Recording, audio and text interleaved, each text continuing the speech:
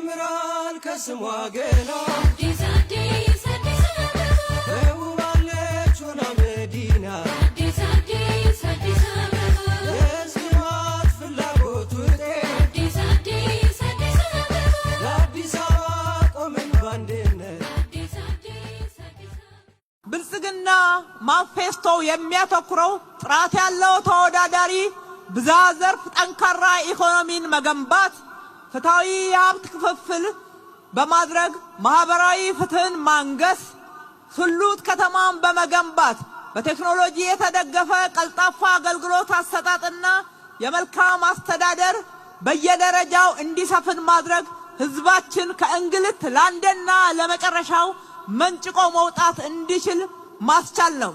እንደምታውቁት በተግባር እንደፈተናችሁንም በ2013 በስድስተኛው ሀገራዊ ዙር ምርጫ ይሁንታችሁን ሰጥታችሁን የገባነውን ቃል ቆጥረን እንደመለስን ቃል በተግባር ብቻ ሳይሆን ከቃላችን በላይ ሰርተን እንዳሳየናችሁ ሁሉ አሁንም ምንገባውን ቃል በእጥፍ እንደምንተገብረው ላረጋግጥላችሁ ወዳለሁ።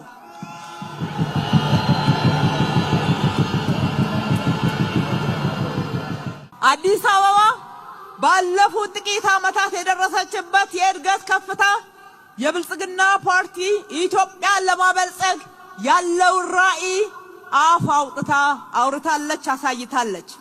የኮሪደር ልማት ስራችን ከተማዋን ከማጽዳት ከማስዋብ ገጽታችንን ከፍ ከማድረግ ባለፈ ክብር አጎናጽፎናል። ዓለም ኢትዮጵያ ኢትዮጵያ አዲስ አበባ አዲስ አበባ ማለት የጀመረበት አዲስ ምዕራፍ ተከፍቷል። ለአብነትም ተጨማሪ አንዳንድ ጉዳዮችን መጥቀስ ያስፈልጋል። የተማሪዎች ምገባ፣ የትምህርት ቁሳቁስ ማሟላት የትውልድ ኢንቨስትመንት ነው ብለን እናምናለን። ለዚህም ቆጥረን ተግብረነዋል። እስከ መጨረሻውም እናስቀጥለዋለን።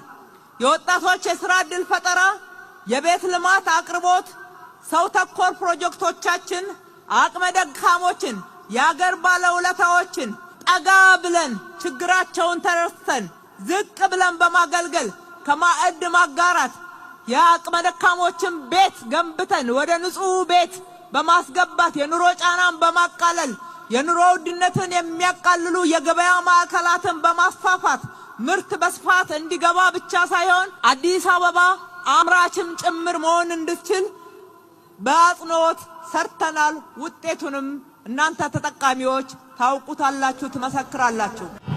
ኢትዮጵያ ወደ ተምሳሌት ሀገር እናሻግራት ሁላችንን በመደመር የሻቺ ጫፍ እስከ ጫፍ እንዲሰማ